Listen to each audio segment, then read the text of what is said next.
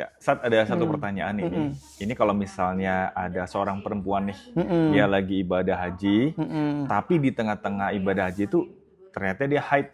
Nah, itu apa aja yang bisa dia lakuin dan apa yang tidak boleh dia lakuin, Tat? Ya, memang sebagian takdir Allah Subhanahu wa taala yang Allah takdirkan bagi wanita lah mengalami haid. Ya. Nah, ketika dia melakukan ibadah haji dan haid, maka sudah ada contoh dari Aisyah radhiyallahu anha. Di saat itu Aisyah, beliau haji bersama Rasulullah SAW, dia mengalami haid sehingga beliau sedih. Maka Rasul memberikan nasihat, fa'ali ma yaf'al haid, ya, lakukan wahai Aisyah semua amal ibadahnya jemaah haji, seperti mabit di Mina tanggal 8, wukuf di Arafah, kemudian mabit di Muzdalifah malamnya, malam 10, kemudian limal jumroh, itu semua harus dilakukan dia. Qur'an la tatufi, kecuali apa? Jangan tawaf. Hatta taduri, sampai engkau suci. Jadi seorang wanita ketika melakukan ibadah haji, bahkan dia dari rumahnya atau dari tempat dia hendak ke mikot pun harus sudah niat untuk haji. Walaupun dalam keadaan haid, ya, dia mandi juga kemudian niat untuk umrohnya, untuk hajinya, dan dia melakukan semua amalan-amalan haji kecuali tawaf. Kecuali tawaf. Dan Rasul mengatakan hatta taduri, sampai engkau suci. Ya, ini dalam riwayat Bukhari dan juga Muslim. Jadi tetap semua wanita harus melaksanakan semua amal-amal ibadah haji, kecuali tentunya sholat, ya. Sholat nggak boleh, ya, sholat. Tapi ada pun yang lainnya, zikir, baca doa, wukuf di Arafah, lempar jumroh, ya, kemudian tahalul, semua harus dilakukan.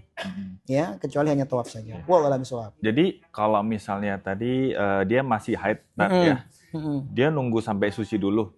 Tapi kalau misalnya dia mau pulang nih, tadi dia belum suci-suci, gimana tawafnya, Tat, yang wajib tadi? Ya. Tawaf ifadah ya namanya? Iya, betul. Itu seperti apa tuh? Ya, jadi memang di dalam ibadah haji itu ada satu tawaf yang wajib, tidak boleh ditinggalkan, yaitu tawaf ifadah. Bahkan ketika sampai pulang ke tanah airnya, dia harus kembali lagi untuk tawaf ifadah. Nah, bagaimana? Sebagian para ulama menjelaskan, ketika seorang wanita haid dan dia menunggu sampai rombongan sudah mau pindah ke kota dari Mekah, pulang ke negaranya atau pindah ke Madinah, sedangkan dia masih haid, sebenarnya para ulama memberikan nasihat, yaitu apa? Dia boleh mandi, dia bersih-bersih, kemudian dia bersuci dan menutup, mohon maaf, kemaluannya dengan kain atau dengan softtek, dan dia tawaf ifadah. Karena tawaf ifadah itu suatu kewajiban yang tidak boleh ditinggalkan. Ada pun tawaf kudum, kemudian tawaf wada, itu Rasul berikan keringanan untuk yang haid. Dia boleh tidak tawaf kudum, boleh dia tidak tawaf wada, padahal tawaf wada itu punya wajib di saat haji. Tetapi tawaf ifadah harus dilakukan. Jadi dia lakukan semampu dia. Maka baiknya di antara nasihat itu adalah apa? Sebaiknya ketika seorang itu mau ibadah haji, dia konsultasi dengan dokter kesehatan. Ya, apakah dia boleh menggunakan minuman atau obat pencegah haid atau pelancar haid, itu lebih baik.